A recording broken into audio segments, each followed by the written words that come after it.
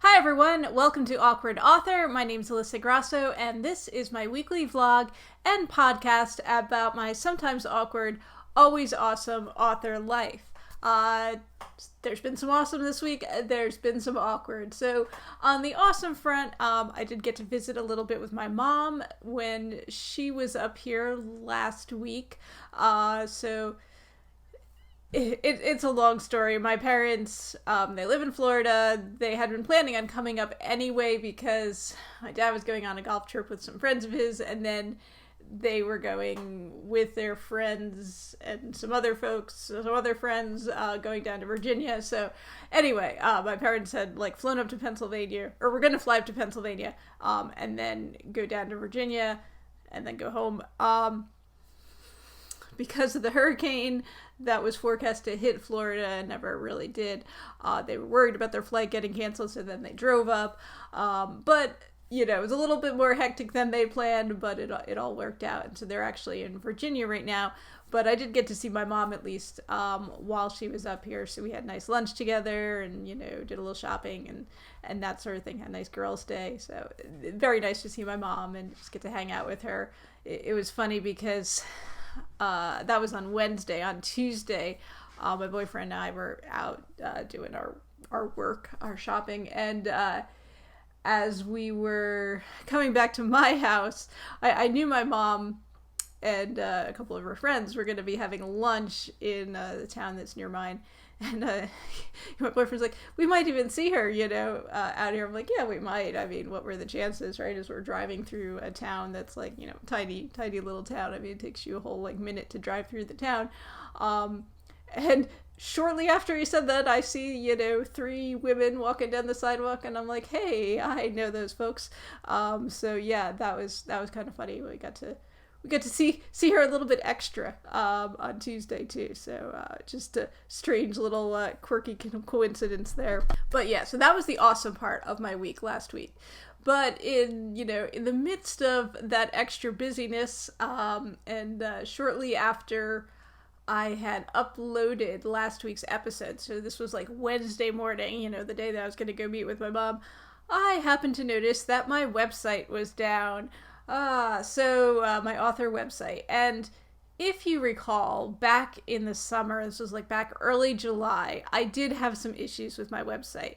And I ended up, I paid someone to, help me get it all back up and running. And, he did what he had to do. And so it was, it was up and running, but I knew there were some changes I had to make to it, some things I had to fix, in order to keep it up and running. And, I knew I had to do that, but also, I'm busy, have all these other things to do. So I kind of was like, okay, when I have some time, I'll get to that. And I kept putting it off. And I guess I put it off for a little too long. So there's some kind of security issue. The hosting company ended up taking down my website. And I got it up and running, basically, but here's the thing. I have had my author website since I think 2009. My first book came out in 2011, but because of when you're doing traditional publishing, things move very slowly. So it was I think back in 2009, I already, had my publication date set or whatever. So at that point, I was, beginning the process of, setting up an online presence and all that. And of course, a big part of that is having a website. And I don't know if you can remember all the way back to 2009, because it was a long time ago now. But the internet was a slightly different place at that time than it is now. I mean, in internet years, 2009 is an eternity ago. And so at that time, blogs were definitely much bigger than they are now. Now, I know blogging is still something that people do, that there's still very successful blogs out there, but there were a whole lot more of them back in 2009, and that was kind of I think a lot of authors that were starting websites around that time, in that era, definitely having a blog on the site was a big part of it. So when I started my website back in 2009, it was basically built around a blog framework, and it was built on WordPress, which is obviously still a platform that a lot of people use. And WordPress is technically a blogging platform. It's really evolved to be, much more, how could I say it? It's much more than a blogging platform, but at its core, it is a blogging platform, just like Blogger or I don't know. Back in 2009, we had sites like LiveJournal and stuff like that. I don't even know that exists anymore.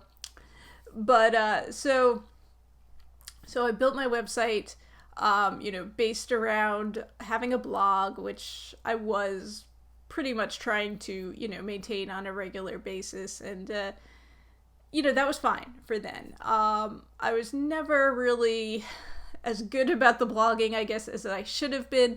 I had run other blogs before, so, I had that experience, but trying to run like an author blog was a little bit different. And, of course, I was busy. I had day jobs, so, it wasn't my primary thing. But as time went on, as blogging became less of a thing, as people were doing more social media stuff, as people were doing more stuff on their phones as opposed to the internet, blogging definitely tapered off, and I wisely made the decision to discontinue blogging on my author website. But it was still built around that blog framework, so I switched things up, and I still had a blogging component to my site, but now this was like the news section of my site, so I could post updates and news updates, and I maintained that, even as I made some updates and stuff to my site over the intervening years. I maintained that news component to it, and up until just a few days ago, had that on my website.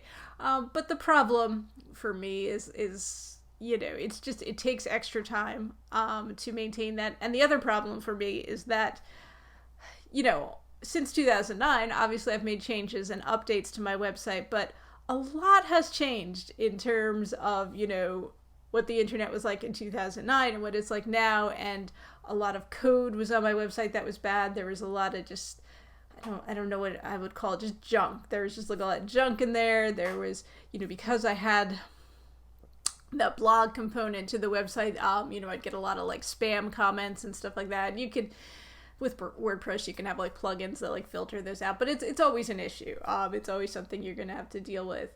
And so, yeah, the problem for me is I don't really have the time to constantly update that news section, and it doesn't really seem to be necessary. I mean, I know there are a few of you that actually, use that and read that, and I'm sorry, because that's not there anymore.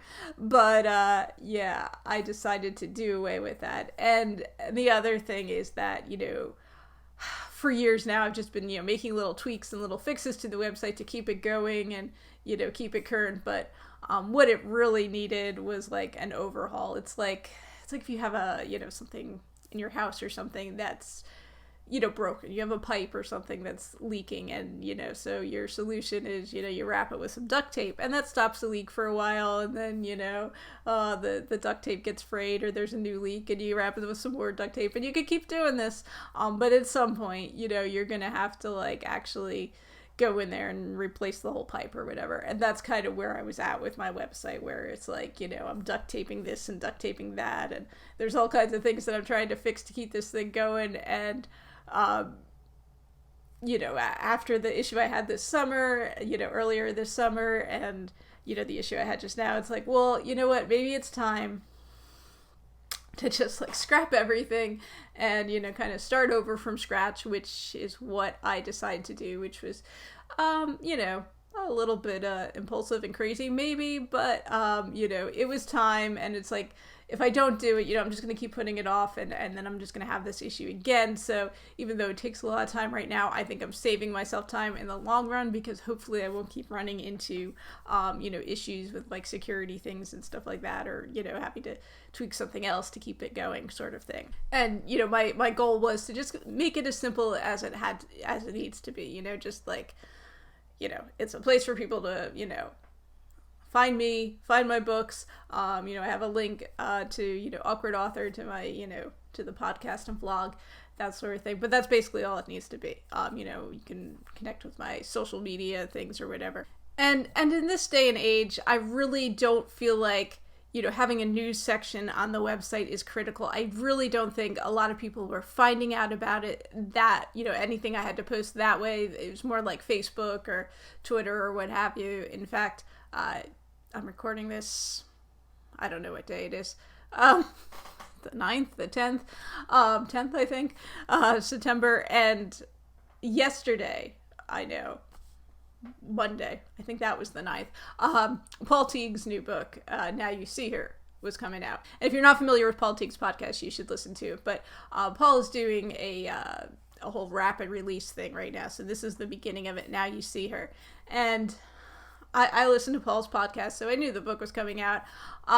But yesterday, I saw Paul's tweet about the book. BookBub sent me an email about it. I think Amazon sent me an email about it. So, if you follow authors online and if you have fans that follow you, then it's not really critical to have like a news section on your website, because people are going to find out about it, whether it's, through social media or through, different email alerts from these different services that we use. So, well, in 2009, it was a little bit more difficult, I think, to get the word out about a book, and it was very useful to have like a blogging platform. I don't think that's as necessary, in 2019. So anyway, yeah, that was my decision, was to just kind of scrap everything, start over from scratch, keep it as simple as I could. And by keep it simple, I was going to, just use like templates to build the website, because there are a lot of great templates out there right now, and you can do stuff very easily.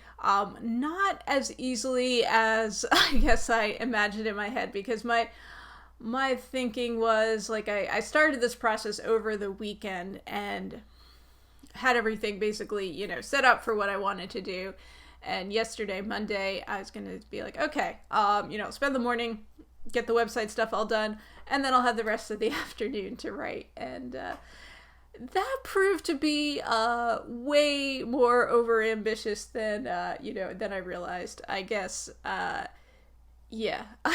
greatly underestimated the time it would take to get that website stuff done. So I spent the whole day working on website stuff, and it is now up and running. The site is almost completely functional. Almost. Hopefully by the time that this goes out, it will be completely functional. Right now, I have to add in, this is an important thing, I have to add in like all the store buy links for my books, which I don't have there yet.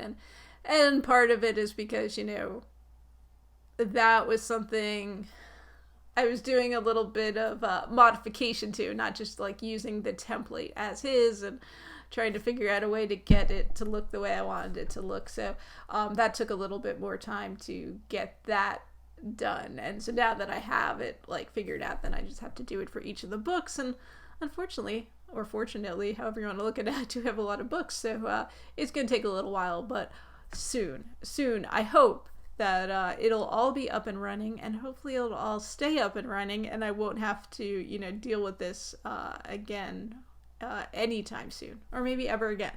But that might be a little bit overly optimistic there as well. So anyway, writing this week, basically, I don't know, I might have wrote a little bit here and there, but nothing significant to report on. I really had intentions to write yesterday, and that never happened. Yeah, I was just doing website stuff all day long yesterday. But I think, in the long run, it will save me time, because like I said, every week I was, posting stuff in that news section on the website, and, it doesn't take that long to do, but it takes time. And, if that's something I don't have to do each week, yay, that'll be nice. I won't have to worry about that. So, that is something, that I think will, have an impact going forward, as far as having a little bit more time and not wasting time doing something that really isn't that necessary. I did have, before I think all this stuff happened with the website, I had like an experience last week that, it's a good reminder, I think, when I'm thinking about like website stuff and, just ease of use and convenience. And so not related to like, author stuff or book stuff. I was actually trying to do something, trying to make a purchase like of a digital product from a website last week, and it was something I was trying to do kind of quickly. I wanted to just, do this, get something out there. It was actually for an advertisement, so kind of related to like book stuff, and but not a book ad. But yeah, I'm not going to call out the website or anything like that, because that's not what I'm here for. But oh my gosh, if you are trying to sell a product, any kind of product, digital, physical, whatever, on the internet or anywhere, ease of purchase is something you really need to consider. And this is why, if you're an author, like, you can easily, set up a shopping cart on your website and sell your books digitally. And obviously, if you're doing that, then you're going to keep a greater share. You don't have to share the royalties with, Amazon or Barnes & Noble or Apple or, whoever you're using to sell your books through. And I know there are authors who do this and sell their own books digitally, and that's great. My hat's off to them. But, if you are doing that, do make sure that your book is also available on retailers, and also make sure that it is easy for customers to, purchase your book, and that they don't have to jump through a lot of hoops to do, because the more hoops they have to jump through, the more chance there is of losing the sale. And my experience last week was, okay, I wanted to make a purchase from this website. It was just a digital purchase, right? It was actually like a graphic, okay? And so I didn't think I had an account with this website, but apparently I did. So, okay, I don't remember the password. Okay, send me, the password reset link. Fine.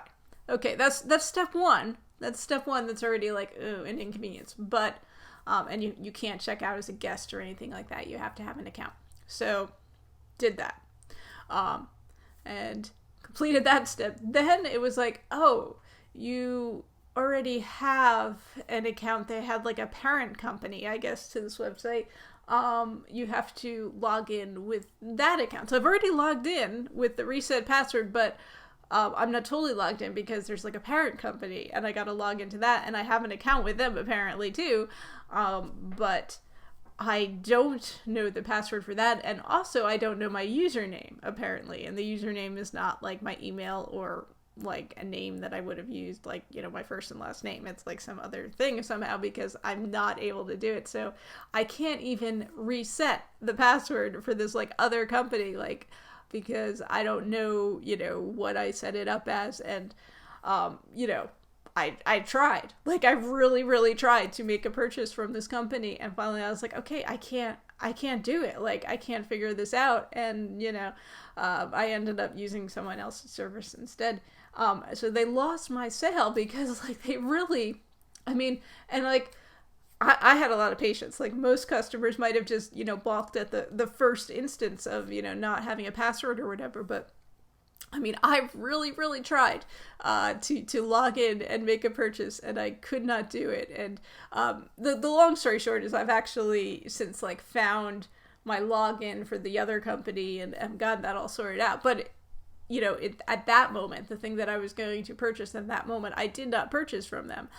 So they did lose a sale for me, and it was like, $7 or something. It wasn't like a huge thing, but if that happens, how many people are also in that same boat? How many sales have you lost, each day because of this like stupid, you have to have 2 different logins from 2 different companies just to make a single purchase. And why not allow people to just buy things as a guest, especially when it's like a digital product? You don't need a physical address to ship things to or anything like that.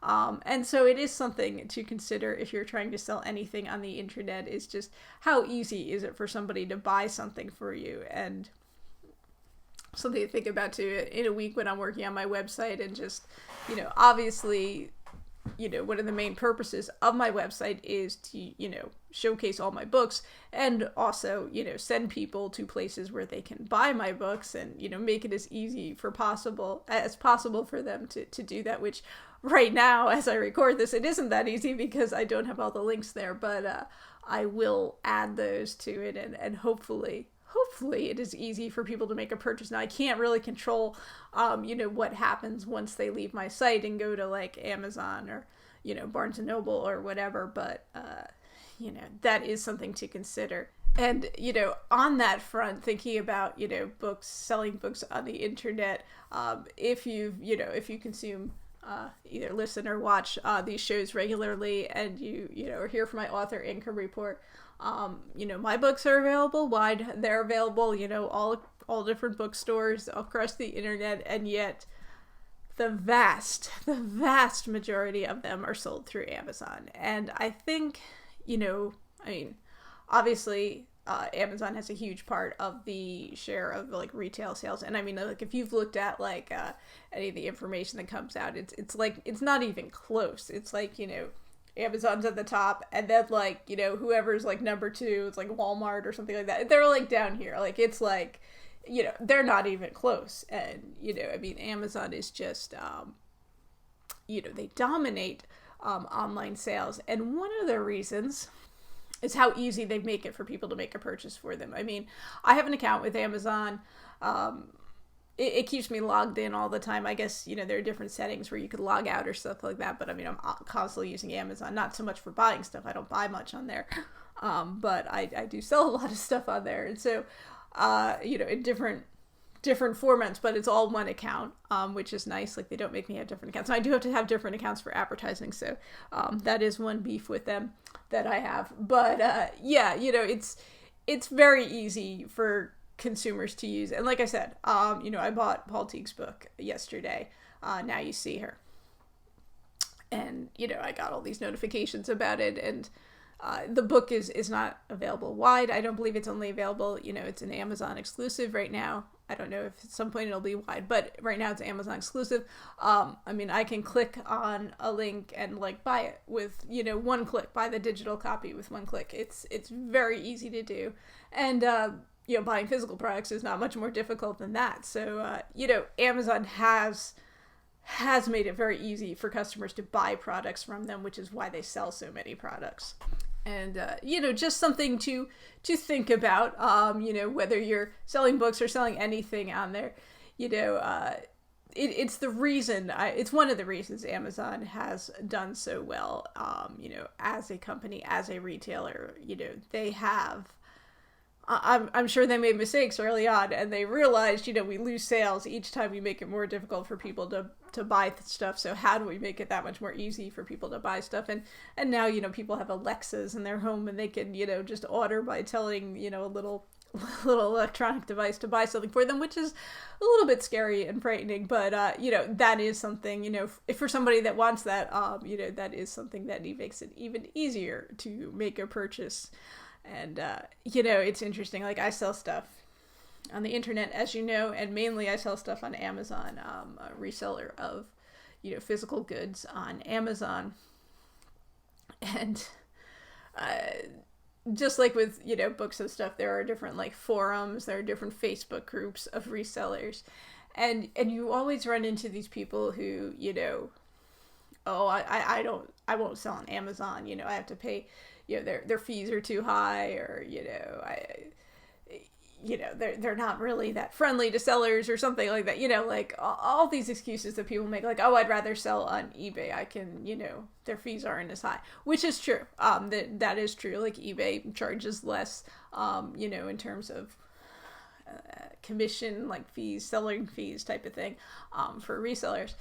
But you're also going to make a lot less money selling on eBay because it's not the number one shopping destination for people on the internet.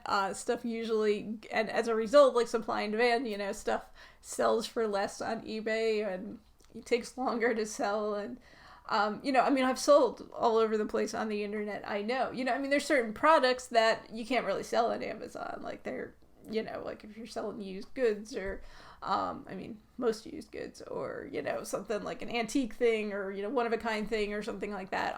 Amazon is not the marketplace for it. But it's just interesting, like, when you see these sellers that are like,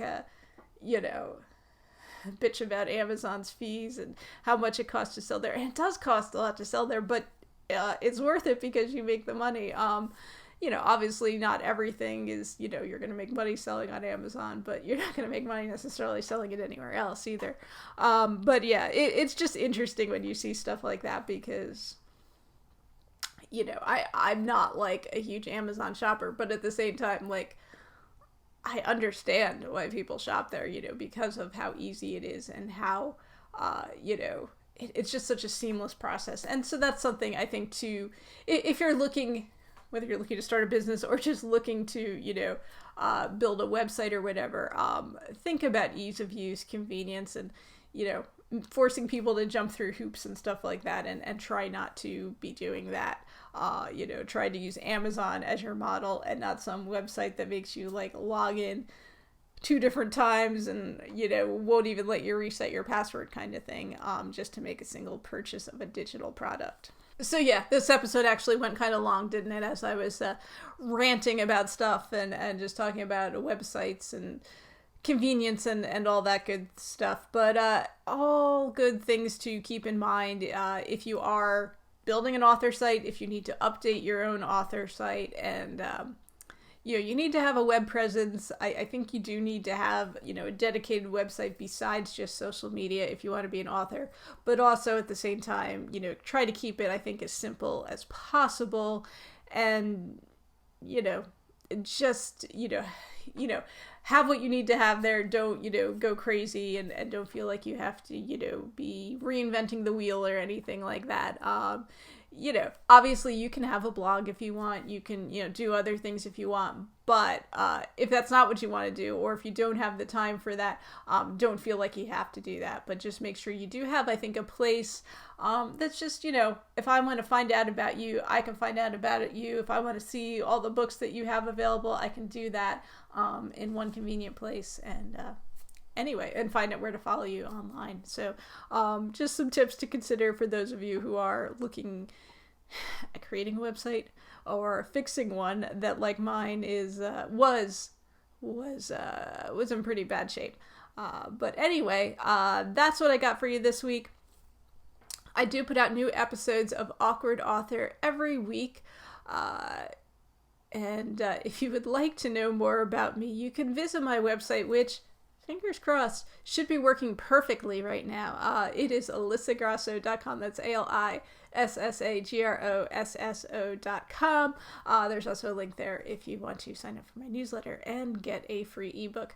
Okay, guys, I will catch up with you again next week. Have a great week, and hopefully you are able to do some writing. Hopefully I am able to do some writing, and I will have a progress report, hopefully, for you next week. So take care, everyone. See you soon.